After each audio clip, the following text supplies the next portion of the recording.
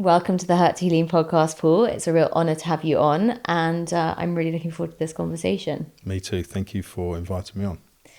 Would you mind starting by telling us what your early childhood was like and what your general mindset was like as a kid? Good question. My view on my mindset's changed. I can answer this in different ways depending on how I feel. But generally, I had a good upbringing in the sense that my mum was loving. We had a nice home. It was always clean, and I had a good school to go to. But another side of it was I was very anxious as a child, and it was quite hostile in my home a lot of time. My father wasn't there much early on because he was working, so I didn't get to see him much. So I was brought up in a very female environment, and he was a very masculine guy, which I appreciate now. Drinking involved early on, and sometimes his friends would put him at the top of the street in the car and point it in the right direction, and hopefully it would make it to our house, and he'd sort of fall out and come in. And I love my dad now, so I don't want to portray him in a really bad way, but he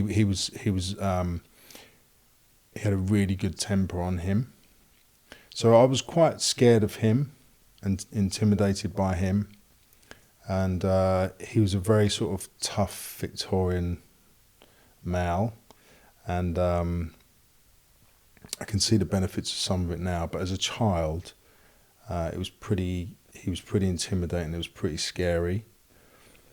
I was very inquisitive as a child. I had a lot of profound questions. My daughter's like that now, which is really lovely because we research them more. If I can answer them, I answer them. But I had a lot of deep questions about people, about life, about experiences. And I was usually sort of brushed off as like, you're thinking too much, or, why are you asking that question? We don't know, it doesn't matter, does it really? And it did to me. And what happened, I think, if I remember correctly, I was really happy and jolly till I was about 4. And then something changed in me, whether it was my reaction to life or situations. My parents would argue, and I found the need to be the protector of my mum. And I would spend hours sort of laying on the banisters upstairs to watch if they're arguing, to make sure she's okay. Not that I could do anything. And my dad wasn't violent with my mother, but he was, very loud and intimidating, and would shut her down quite quickly. And as a child, it's hard to define the difference because the energy feels the same. So I think I was like hypersensitive, very protective, and that was probably the darker side. The lighter side was that I loved athletics. I was a gymnast, then a trampolinist. I did football, which I wasn't very good at, and which I noticed actually when I turned into play football. Back then, that would have been the early 80s. There was a lot of football violence and a lot of rowdiness, and again, I didn't like that. I liked the game, but I didn't like that which was around. So again, I felt quite anxious and I didn't like the environment. But I put on a good shop front for it.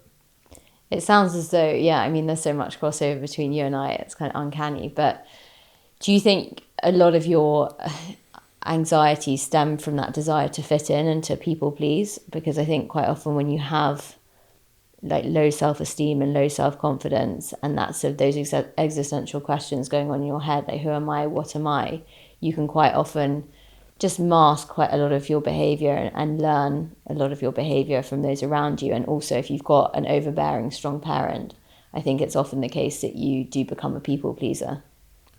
It's a very good question. I studied timeline therapy, and when you take someone through a timeline therapy, some of the questions you ask if your emotion or what you're going through at the moment is genealogically passed down. And apparently it can be passed down several generations. So I believe personally that some of the things I had was probably not mine.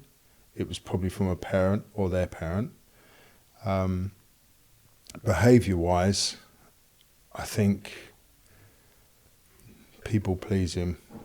As a little kid, you become a referee, and you don't want to have your parents argue, and you don't like disturbances. Say you, but I mean me.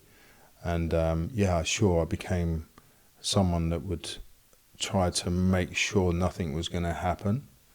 So I would see, for example, I don't know, if there was a cup on the side that needed to be cleaned, I would see it there and make sure it's done, or try to put myself in between my parents. And that became actually very quickly outside as well. If someone else was arguing, I tried to fix that as well. So there was definitely people pleasing, but I call it, when I was younger, to be a referee, really. It's funny because I think often when you see conflict and you want to fix it yourself and it makes you feel incredibly uncomfortable, even if you have two friends who are fighting and you're not involved at all, it's that desire to fix things. Yeah. And therefore I think you become further and further detached from yourself and who you are, which I think long term, for those of us who have struggled with addictive behaviours or tendencies, it just has reinforced the fact that we don't know who we are. Like, we lose essence of ourselves in those really early years. I think that's true. There's another way of looking at it for me, was that I never felt like I fitted in. And I remember going into the fashion business and sitting at a table looking at everyone thinking, I just don't belong here. But what actually I was doing, I was thinking of how to fit in and why I don't fit in, and therefore I was separating myself in that moment. So I never knew who I was for a long time, but when I'd started to know who I was, I realised that I would separate myself from thought. So I think when you're in a hostile environment when you're a child, it's easy to be to go into thought and be a fantasist of where you'd rather be or what you'd rather do. So I think there's actually a disconnect of being present in the moment in that room. So I've learnt now through a lot of work how to be as present as possible. And when you're present, you feel like you belong because you're in the room instead of the separation from thought. Yeah, no, it makes sense. So you've alluded to finding exercise as something that maybe you found some escape from at an early age. When did things start to escalate, and when did you start to drink and find drugs? Was it during your adolescence or was that later on? That's a very good question. So what I'd noticed early on about alcohol particularly, because there was no drugs, what I knew of around me, was that it was in every conversation, and it was looked upon as this heroic, brilliant time, and that you're a loser if you're not involved. But being around it a lot, I saw that it would turn into hostility or violence, or someone at a young age, you look at these people that are talking, and all of a sudden they start talking nonsense, and their behaviour changes, and I found that scary as a kid. Sure, there was some fun times for sure, and there was some crazy times and sing-alongs and parties, which had a warm feel about it. But for me, I was always sensitive to think at one point something's going to happen. So I didn't like the idea of drinking. Apparently, I took leftovers of a glass of wine from my mum when I was about 4 and just downed it at the table because I wanted to belong. And was calling my grandfather silly names, and they realised that I'd drunk this wine and obviously was drunk and put me to bed. The next time I touched alcohol, I was a teenager, around 14. My mum was in hospital, and my grandfather took me to the pub, and I just wanted to be like him. The grandfather I'm talking about now, was a war hero, a really beautiful man, very smart, very kind, very humble. And he wasn't a drinker, he'd have half a Guinness, that was it. And I think because it had iron in it, or the rumour was. So I tried to drink a Guinness with him, and it was unbelievably horrible at that age. I just didn't like it. And then the time that I really had alcohol was when I was 15. We had a holiday in Mallorca, went with a group of guys, and they was drinking heavily, and I wanted to belong again, and just got absolutely hammered on the first night. Didn't drink for a long time after because of the effects of the hangover. You know, being athletic and running, it's nice to have a clear mind. It does something for you, and this did something against what I liked. So I didn't drink for a long time. I started drinking, touched on it when I was 17 now and then, but really around 18 when I stopped boxing, stopped competing. It was about going out, meeting girls and stuff, and everyone was drinking. And again, I didn't want to be the person who wasn't. So really it was to belong. And even though I had a few times when there's drinking and getting merry, having conviviality, then getting drunk, and then there's another level of being paralytic. And I think people just say drunk is paralytic. It's not. There's a whole journey on that way. And I used to like getting the feeling of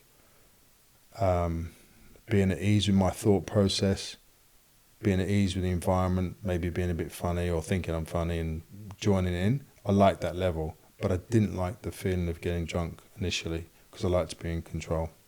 Yeah, that was what struck me as you were speaking, was it's surprising that someone who did like to control their environment and did like to control the people around them in a way, which is why you people please and you try and fix things, then resorts to alcohol because it is something that like basically leaves you out of control. It's curious that someone who liked to be in control and liked to control their environment and also was quite physical and in touch with their body resorted to alcohol in the way that you did, because it just goes to show that disconnect and that desire to numb yourself out of your emotions, which I suppose you've alluded to later on, being obsessed with exercise, and that again is a strategy for numbing yourself out of your emotions. But yeah.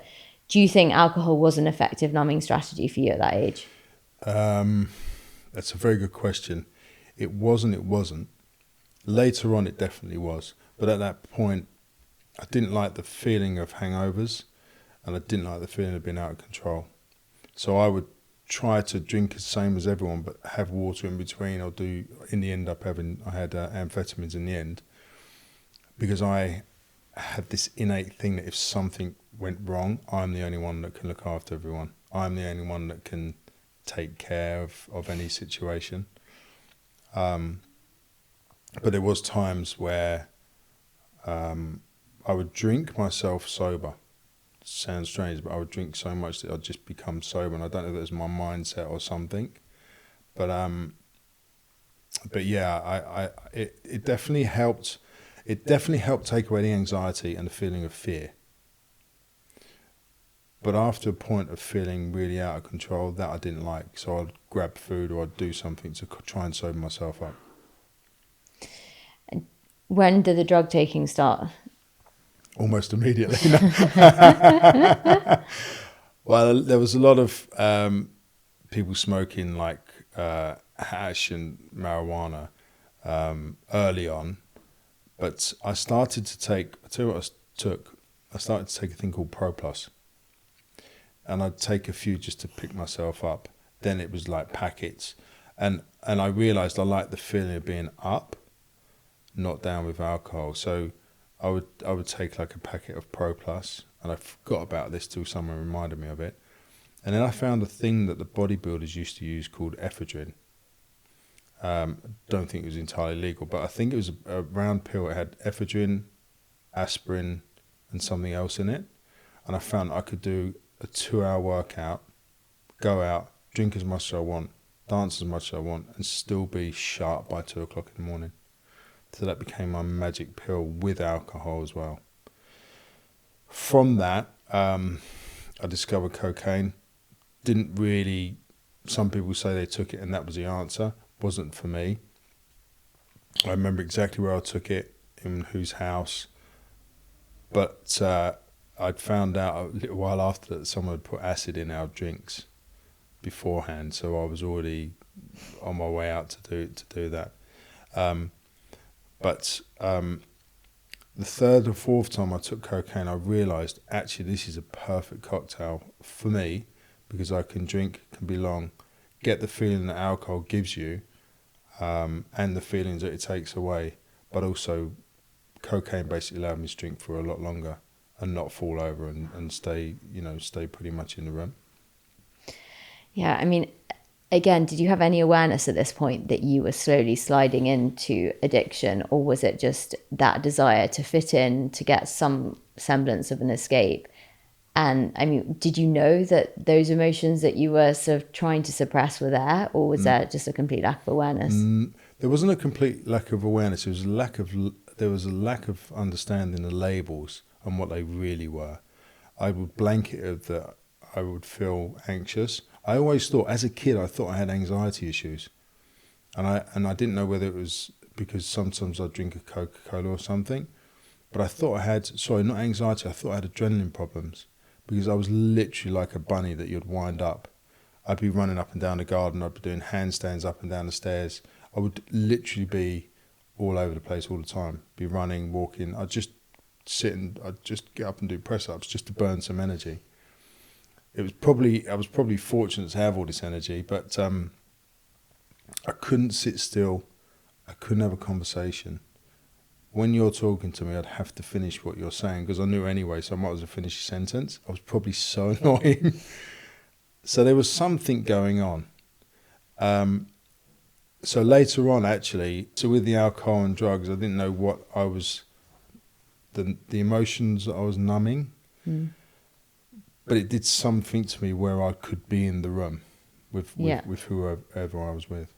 Yeah, it's interesting. It's more of an escape. But it's also that, like you said, I relate to that so profoundly, is that feeling of the energy. I was a very energetic child as well. It was like, you're a Duracell bunny. Like, where do you get all that energy from? And it was like, if I had energy, I wanted to use it. And again, I had that thing of wanting to finish people's sentences and getting so frustrated with people being just so slow. It's like, just hurry up and get to the point.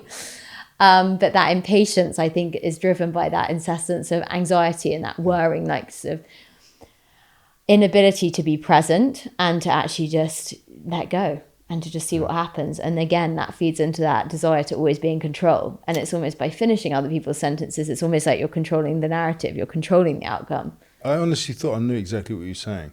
I genuinely did. I was so fast thinking. I was so fast thinking, I just knew what you was going to say.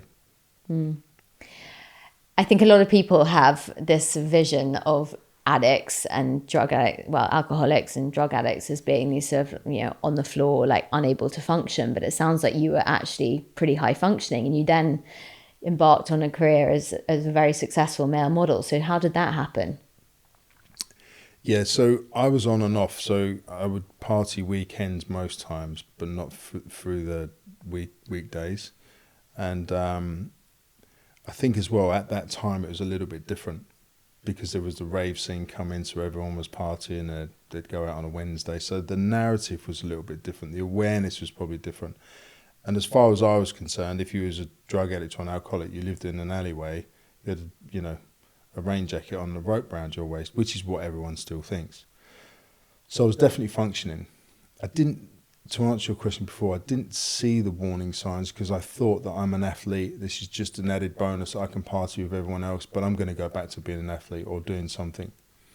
And I was functioning. I'd always turn up for work. I would work really hard. I was still caring, especially for my mum. So I didn't feel like anything was really wrong. I saw people that were worse than me, and I looked at them and thought, well, I'm not that bad, so I'm fine. Which is always a bad way of judging things.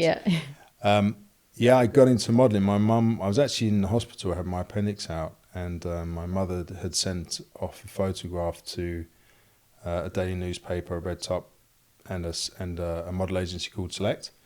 And she gave me an envelope in the hospital bed saying, oh, you've won this competition. And I've never sent off for a competition, so I didn't know what she's talking about. I opened the envelope and it said, you're the finalist. I think it was down to 50 people with this competition. But it said on the bottom, you get a year's contract with this model agency, you get 2-week holiday, and you get a new wardrobe for the clothes. All I saw was a holiday and the wardrobe. Didn't worry about anything else. I said, I'm going to go and do this. So I went up, I still had my stitches in. I think I weighed like 10 stone or something, I can't remember. And went up there, won the competition. And was just all I wanted to know when I'm going on holiday, basically getting this new wardrobe. So they'd phoned me for, I think it was like 2 months. And Tandy, the owner, was like, listen, you're not getting anything until you come in. So come in, let's talk about it. And you're how old at this age? 21. Had no interest in it. I'd been scouted twice before at the King's Road, but I just wasn't interested, didn't know about it. But I went to see the agency, and there was such a good buzz in there, and it was so cool, and there were so many people international from wherever, Brazil or France or wherever it was at the time, and we had this lunch, and there was like 20 people on the table, and we had a lunch for about 5 hours. And I was like, wow, this is pretty cool. And she's like, are you going to model or not? And I said, yeah, sure. So I got my first job, and it was for the Face magazine, and turned up at this place, just had a really lovely day, just wore military clothes in the street, took pictures with some beautiful girls, and got paid for it, and that was it. So I thought that's probably a good way to go. And then my second job was in San Diego for 2 weeks. So we did a catalogue shoot in San Diego for 2 weeks, and I just had the time of my life. I just couldn't believe how cool it was. First night though, we went to Tijuana, Mexico, because I wasn't allowed to drink, if I remember rightly, or I didn't have ID to drink. So we went down to Mexico, which was a bit nuts. But that was the start of my career. I thought, if I can actually do this properly for a career, what a great chance I'd have. And from there, I went to do the shows in Paris for the first time, and then from Paris I got booked in Milan, and from there I got booked into New York. So very quickly I started to do the shows, which was a complete amazing whirlwind as well. So that's the glamorous sort of bit that we saw from the outside. And then what was the slightly darker underworld, and what was going on behind the scenes in terms of the drinking and the drug taking? Yeah, I think I tried to abstain from it because I saw a real chance here to change my life around. And I loved doing the job. But on set, it was very frequent that there was... I'm not blaming anyone, by the way, but on set, it was frequent that there was champagne, there was drugs, different people did them, and it wasn't so corporate back then, so it was acceptable to come in with a hangover or just crack some champagne open, as long as you did what you were supposed to do, as long as we created the story or fashion show. And it seemed to me at the time, the people who were more successful were the people that were drinking more and partying more. So I wanted to belong again, and I joined in. And I think in your early 20s, it's easy to bounce back quite easily. And again, I was still fit, still ate good food, trained really hard, but it was more about burning the candle at both ends. So in my mind, it was okay if I turned up, it was okay if I still went to the gym, so I could go out till 5 a.m, but I'd sleep 3 or 4 hours and then go to the gym and still do it, not knowing that that's actually destroying myself inside, and slowly wrecking, your biggest organs, your skin, slowly wrecking everything on a basis that, but I'd take 2 weeks off, go to the Canary Islands just to have a rest, and then come back. So looking back, I was trying to control and manage the whole situation. Still party, still belong, but then I'd take a break, not knowing that that's on a destructive cycle. By that stage, would you have used when you were alone, or was it purely social when you're with people? That's a good question. It was more socially around people. But don't get me wrong, you can mask a problem when you're you can find anyone who's partying and go out 2, 3, 4, 5 times a week and have a problem still. So when you would take a break in going to the Canary Islands, would that be complete abstinence? Sometimes, not always. And it would be based on, I felt so ill for a day or two that I'm not going to do this again. This is one thing I would always say, I'm not going to do that again. I'm just going to go light next time, or I'll just have a couple of beers. So the fact that I couldn't or didn't, there was already a problem. Because once I had a couple of drinks, I was like, oh, we're here anyway, let's just party. So I didn't see it as a problem at the time. I thought it was a choice still. It wasn't until a little bit later on that I would start to party at home. I always say there was a friend of mine that owned a gym, And he locked himself in his house for about 3 months with lots of drugs and drink. And I thought, God, he must have such a problem. And I remember going around there and they was partying and I kind of did drink and drugs till 1 or 2 o'clock in the morning, but still go to sleep and wake up and see everyone's still there. One day it was me. That I was the person thinking, why is everyone going to sleep? Let's just stay up, let's just party. I can't tell you when that was or if there was anything that happened, but I'd cross that line. And then it would be, I'll work really hard for a couple of weeks. I know I've got time off. So I would just I had a place in Miami, I'd just go to my place in Miami and I'd lock the doors, I'd fill the fridge up with alcohol, food, and I'd get loads of drugs in. And I just wouldn't leave that place for a while.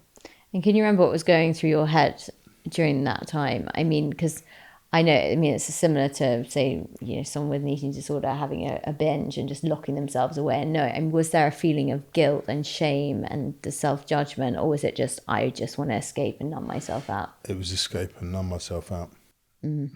As long as I'd ticked the box that I'd done some work and done good, it was okay. But the difference is that I thought I was doing okay, but I found it harder and harder to socialise. I found it harder to talk to people on jobs. I would either put a real front on and have loads of coffee to try and talk to people, or I'd just say something's not right, I don't feel well, but let's just get on with it and not talk to anyone. And that was very difficult because then I was in my head. And what I mean by that, then you'd be thinking again, and you'd be separate from people. I hope they don't know. Maybe they see what's going on. Maybe I shouldn't have done that. Maybe I should do this. And that's very destructive and very difficult to go through. So there's a difference between the inside journey compared to the outside journey. Very much. And I think it's such a hard industry to be in because, as you've alluded to, there was a slight glamorization of taking drugs and drinking. People were kind of getting away with it around you. And it was the culture, it's what people did. And so that then exacerbates that feeling of, oh, well, there's nothing wrong with me. I'm not as bad as X, Y, and Z. Therefore, I must be okay. Yeah. And I think that is a problem that a lot of us addicts, whether they be sort of, addictive behaviors, drug taking, substance abuse, whatever it is, you always think, oh, actually, I'm not that bad because I'm looking at X, Y, and Z and they're way worse than I am. It's really interesting. When you said that, I was thinking about, initially it was mixing with people that were doing well. So we were like this group that was doing well, achieving a lot, and we'd talk about business and finance and shares and buying properties and doing stuff up. And that changed to finding someone, and this wasn't intentionally, that had problems or issues. So it went from all the positive stuff to finding your people that had problems as well. And your glue would be the drink and the drugs and the problem talking. Like they don't understand us. Oh, look what happened, so and so. So it become very negative. But that became my place. Yeah, and it spirals into being codependency, doesn't it? And then you don't feel as bad because you're in it together. And of course, you do what you do because, we're different, we're special. And there's that feeling of being special and different. I remember when a therapist first said that to me, well, Pandora, do you really think you're that special and you're that different? And I was like, oh, how could you say that? Like inside, there's like little girl in me completely deflated. But it was like, yeah, that I do. I do feel special and different. But you don't get away with it. That's you trouble. Think you know what the people outside don't know. So there is a special relationship that forms knowing that we have something that someone else doesn't have, or we know what really is going on. And it's really destructive. Yeah, well, then there's also, particularly with food and exercise, there's a slight sense of virtuosity. I'm really virtuous and I'm really disciplined. You guys are just missing a beat. You don't get it. Like, I'm actually doing the right thing. I'm doing, so for you, it's like if you could sustain that regime and if you could sustain your motivation to exercise and to keep in shape, it's like, well, I'm nailing it. But it then spirals and you can't, the trouble is it only lasts for so long. And I think this is the sort of peak of the curve with addiction. It does work for a period and you can get away with it. And then there's that turning point. And you describe being in a hotel room with a girlfriend and you said, oh, I'm going out, and you go and meet a friend and you basically had a bit of a bender and came back to the hotel room thinking you'd been gone for 5 minutes to find her sort of carry on her bed, and I'll let you take it from there. Yeah, that was in London actually. Yeah, it was New Year's, if I remember, or Christmas or New Year's, and a few of us had sort of rented the top floor of this hotel, and it was time to go to bed at whatever 1 o'clock or whatever it was, and we went to the room, and I saw someone literally down the corridor give me a wave, and I said, I won't be a second. I said, I'll be back in a minute. And I went to this person's room who I hadn't seen for a while, who I wasn't really, really good friends with. I'd just known them as associate. And then, I left the hotel room thinking I'd been there for a short period of time. Come back probably 7 hours later, and because she didn't know what hotel door I went in. And she was literally in bits on the bed, and I just couldn't understand what the problem was. I was like, what is the problem? She said, you've been gone for hours. I said, no, I haven't. I just popped in there for a chat, that's it. And I had no recollection of the time. And I genuinely thought that she was the problem, not me. I made amends to this person, and I knew everything after. And in hindsight, I understand the whole thing. But it was really not good. So when did you then say, hands up, I need help and I need to go into treatment, or was it an intervention from a friend? That's a good question. That was years on. I had lots of stuff and travelling around for a long time after that situation. What happened, I was living in Los Angeles, and I was really going downhill. I'd had pleurisy twice. I'd been taken off 4 or 5 planes with seizures. I would drop. I would literally go to the gym, and I would just drop on the floor, pass out. And it wasn't good. And then what happened, my mum had an angina attack, and I was told it was a heart attack. So I just jumped on a plane. I didn't have a bag. I jumped on a plane, come home. Unfortunately, it wasn't that. It was an angina attack. And I never went back. I stayed here, and I thought, I just need to be around my mum again to look after her, which was a good thing. But I lasted about 6 months, and I had a night out.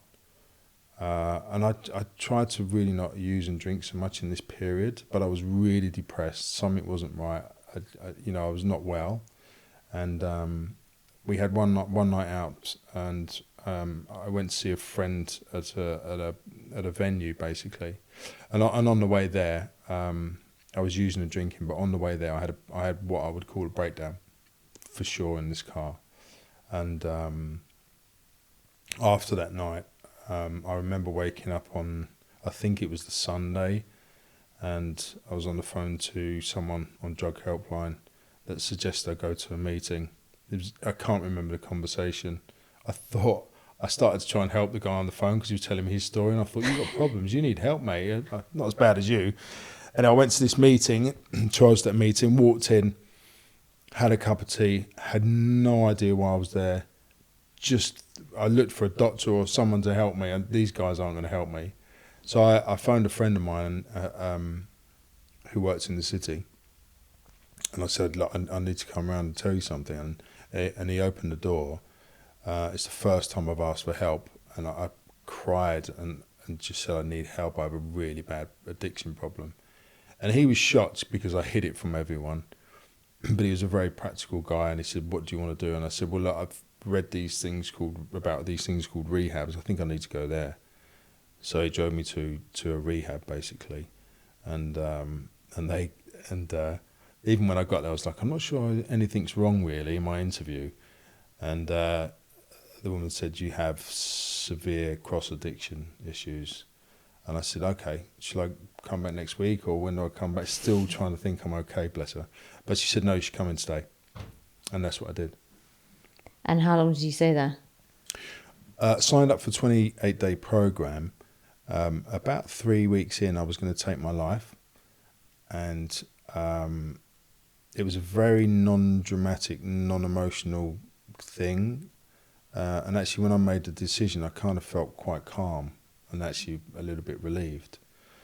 And no one's supposed to phone the room, but someone had phoned the room, a friend of mine, and we had this conversation, and it was a very weird experience. It just, my kind of life and people I love flashed before my eyes, and I kind of snapped out of wherever I was.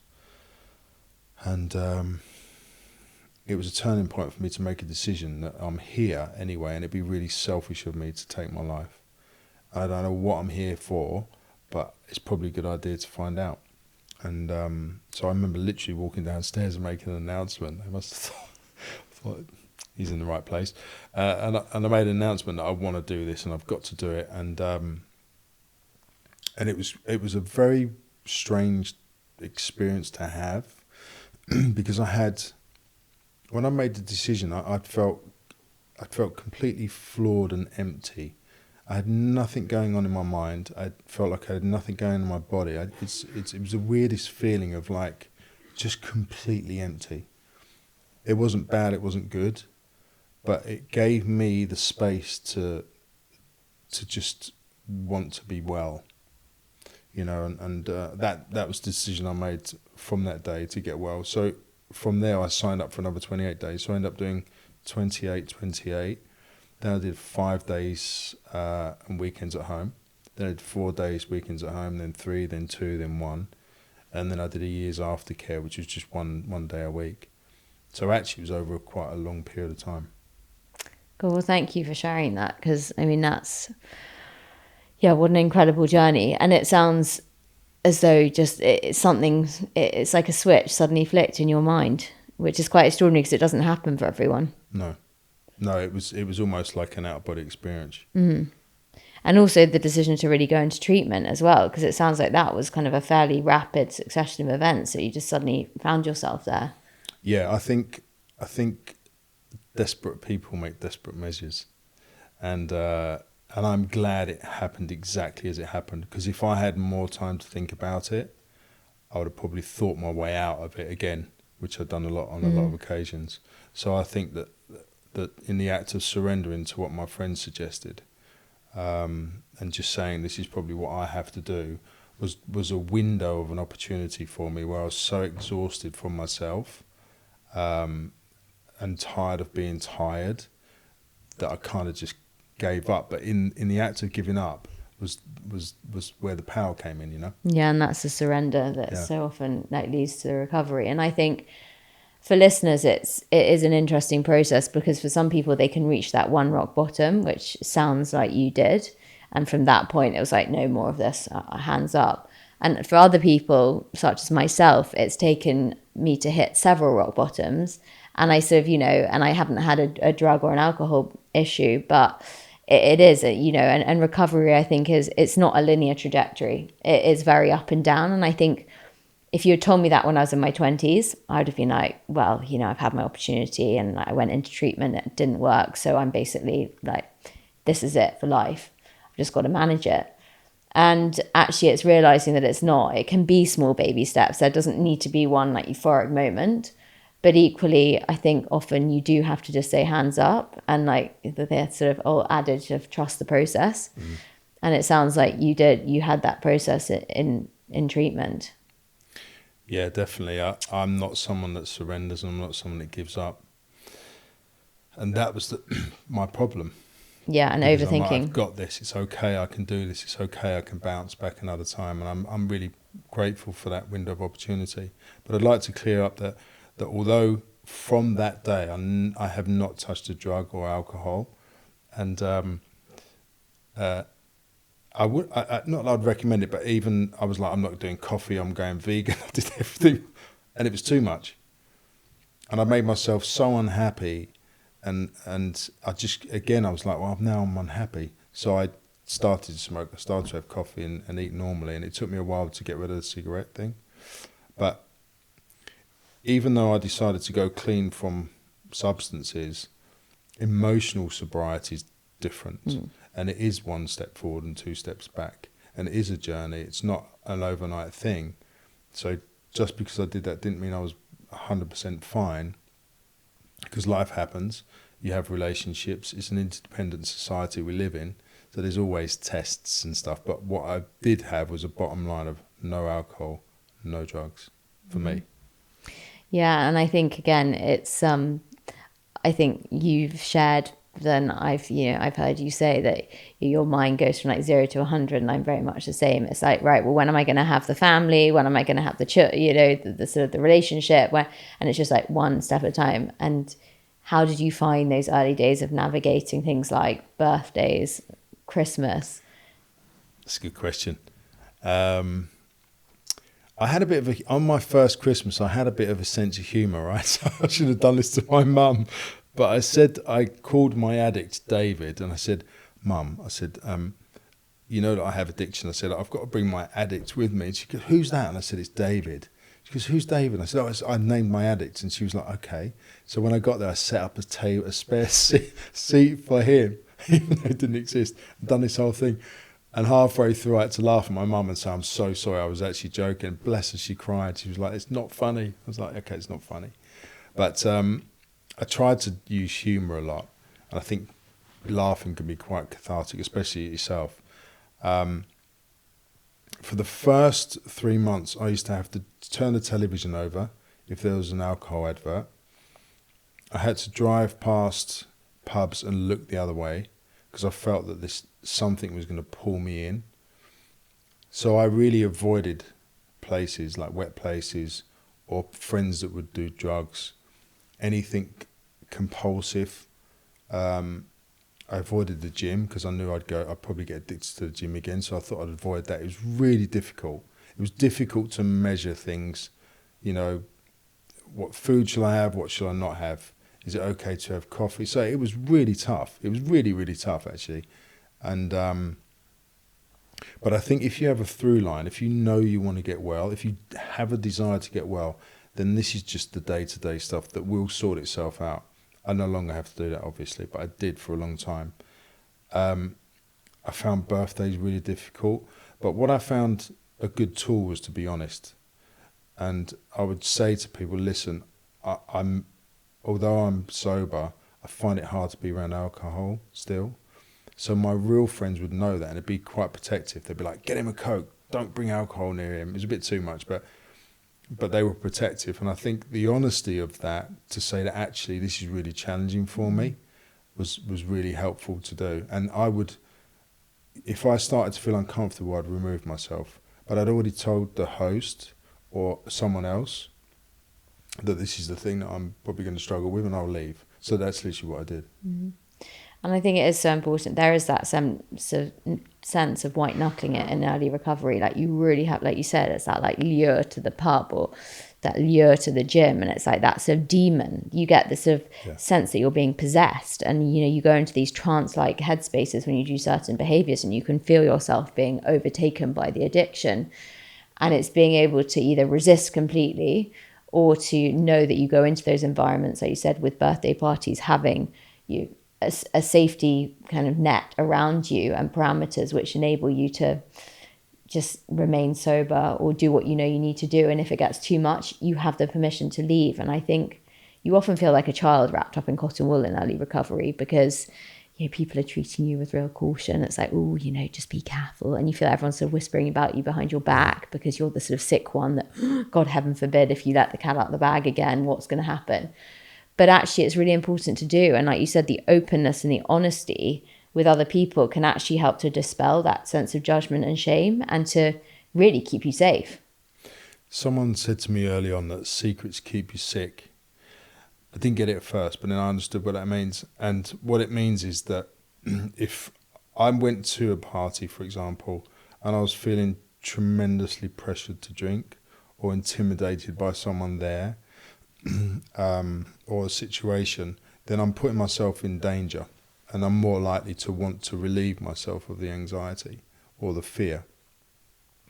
So by telling someone, even if it's a friend on the phone saying I'm going for a job interview or I'm going for this new career move or whatever it may be for whoever, if you tell someone and you're accountable with somebody, it's really precious. So therefore you've alleviated the secret and there's no sort of a pressure cooker inside you. So at least you've told someone, I'm nervous, I'm scared to do this, but will you stay on the phone or can I phone you after, and I'm just going to do it anyway.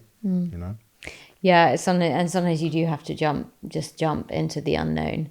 And I think, again, that's something I really struggle with, is not knowing what the outcome is and actually taking risks, because you sort of want to map everything out and you want everything to be predictable, but the world is a completely unpredictable place and we don't know what's going to happen in 5 minutes, let alone tomorrow or in the next year. And I think that desire to sort of over plan and to, and again with recovery, it's like you want it all to be perfect straight away. And that, as you know all too well, it's just not. It doesn't all disappear overnight. In fact, the mundane things of daily life suddenly come into your path and you're like, oh my God, actually using was a hell of a lot more exciting than being sober. But ultimately, do I want to live, and do I want to have a family, or do I want to have a career, or whatever I value is all going to be jeopardized if I keep going down this destructive path. And it's just knowing that actually the sort of not having those peaks and troughs and those sort of massive dopamine hits is just actually going to lead to a more fulfilling life long term. Yeah, exactly. And I went through this whole experiment with myself about that. So I was clearly addicted to dopamine and adrenaline and real highs and then lows. And how do you find a balance? A balance for me was such a boring word, right? And I trained in California, a martial art called Pakwa. And I did my black belt over a sort of 5-year period. And I obviously trained obsessively. I wanted to train one-on-one with a master for 3 hours a day instead of doing classes. But it was a healthy thing, I think. And it was a real search for myself inside and a search for balance, because it's called an internal martial art. And I thought, how do you walk into a room and not want to peel your skin off or run? Or run into the room, be the entertainer? How do you be normal? So for someone like me, to find a normal place or a balance is incredibly difficult. But that's the answer for me. And it took me a long time to walk into uncomfortable situations and try and be present and not be obsessive or full of fear. So to try and find a normal life for me was the goal. I know, and it's just being satisfied with normal and not going back to what we said earlier about the special, being special and different.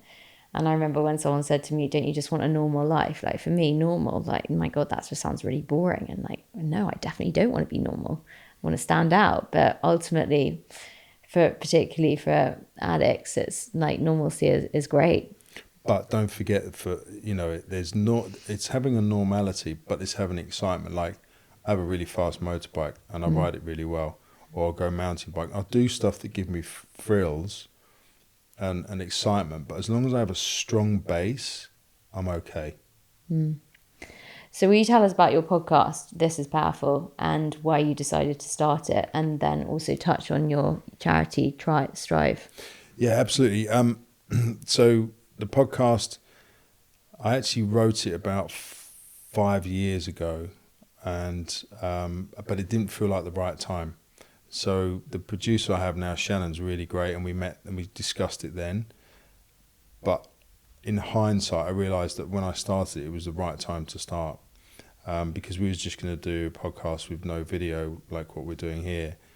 But I think now my whole self has changed since then. So what I wanted to do, we have Stride Foundation, and that come around because I wanted to help people to get into treatment if they couldn't afford it, or to have therapy if they couldn't afford therapy. So that was the fundamentals of it. And then we piloted the school program about 6 months ago to go and to do school talks. So what I wanted to do was sort of dust myself off, put myself in front of the camera, and really break the stigma of addiction, whether it's food addiction, alcohol addiction, drug addiction, whatever it is, to break the stigma and to have people that are already in the public eye, they don't care about their anonymity, because obviously a lot of people go to anonymous programs, and really to educate people from true stories, like what you do on here, which is incredible. It's a great podcast and it helps so many people. We wanted to do the same thing, and the feedback's been incredible. And for me personally, to sit down and have a nice conversation with people like yourselves, you learn so much. And so it's been cathartic for myself as well. But the main reason is to highlight that what we're doing with Stride Foundation. And how do you find yourself, like, just keeping yourself in check today? I mean, you're a husband and a father of two children. How has that impacted your recovery and just your general sense of self? They keep me in check. Yeah. It's given me a purpose. I wanted to have a family when I was a young man, and then I decided I didn't want to have a family. And I'm really glad I waited. You know, my first daughter was born when I was 47, and I'm really grateful for the journey I've had, because it allowed me, when I was single, to really work on myself and discover what I need and what works and what doesn't work. And I think being a father has actually infused me with a real purpose that's not for me. You know, you don't have time to think about yourself when you've got kids, because they're the priority. They need to eat, they need to get up, they need to get dressed for school. And also I practice with them. God, addiction's so selfish, isn't it? It's so self-centered and you can't help it. But actually listen to them. I do this thing, exercise, they don't even know I'm doing it, but I sit down with them on their level and I ask them questions, and I ask them, do you want to ask me anything? So we read a book, and my little one, she's like, who was your granddad? Who was this? And she asks me questions, so I tell her stories. So I find that, to be honest, I find they're like my saviour. There was one period when my youngest was born, I had a bit of a dark moment. We was in the hospital, we drove her home, and I held her.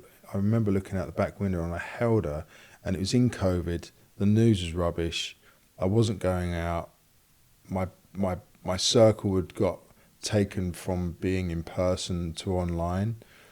And I remember holding her, looking out the window, and I apologised to her. I literally had water coming out of my eyes, and I said to her, I'm so sorry for bringing you into this world. And I had this real feeling of like heavy darkness. And I was like, whoa, you better snap out of that. You know, and I had to really pull myself out, because it wasn't a safe feeling. And I phoned a friend, I explained to him what happened, and we had a conversation that just took me out of it. And I just remembered, like, you're the dad, look after them, and that was it. And what do you do now to just keep, do you still go and see a therapist? Do you do anything do you have an outlet? Yeah, I do have a therapist that I've seen for certain things that have come up. So things come up in life. So I don't have a therapist all the time. So I didn't see one for quite some time. My last therapist was in America. But something come up that's bothered me. So I wanted to see a therapist now, which is different when you have no idea, to then seeing someone who's professional that can play a game of tennis with you back to help you clear things up. But I still go to 12-step meetings. I have about 10 guys that we all got sober around the same time within a 2-year period, that we've stayed together. We all live in different areas, some live abroad now, but we have a history of each other from 2004 that, we share honestly with those. So I do that practice. I do a mindful practice for my martial art as well. So I have them fundamentals. Yeah, it's incredible. And finally, what advice would you give to someone? I mean, if you were looking back on your sort of 21-year-old self, what advice would you give him? Ooh. I'd probably slap him around the face first of all, like, wait, where are you? No, yeah, God, if it was with me, I don't know if I'd have heard myself back then, though. That's the thing. At 21, it's difficult to say, but I would sit down with that person, and I would say, you've got an incredible career ahead of you and a life path. You know, it's difficult to say make smart decisions, because at the time you think they're smart. But I would literally say, you got a can of drinking drugs. Don't be that person. Just invest in yourself. Do some courses, or like mind coaching or therapy or something to just steer you away. But I don't know whether that would have worked. I know, and I think that is the problem, is that so much of recovery comes with maturity, and sometimes, sadly, you just have to trudge through those painful years, and you have to learn, as it were, on the job, and it's really, really tough. But it takes for you to reach those rock bottoms, or a rock bottom, to know that you really need to recover and you need to get well. I think it's the yin and yang. I think the darker you go, the lighter you can go. You know, for me, I feel like my life went very dark. So now I like to sit in the lighter side, and I kind of grateful for going there because it gives me the opposite reflection of where I am now. So I know where I don't want to be. Well, Paul, I could talk to you for hours. You've been so generous with your time, and thank you so much for what's going to be such a helpful conversation for so many people. Thank you, Pandora. Thank you.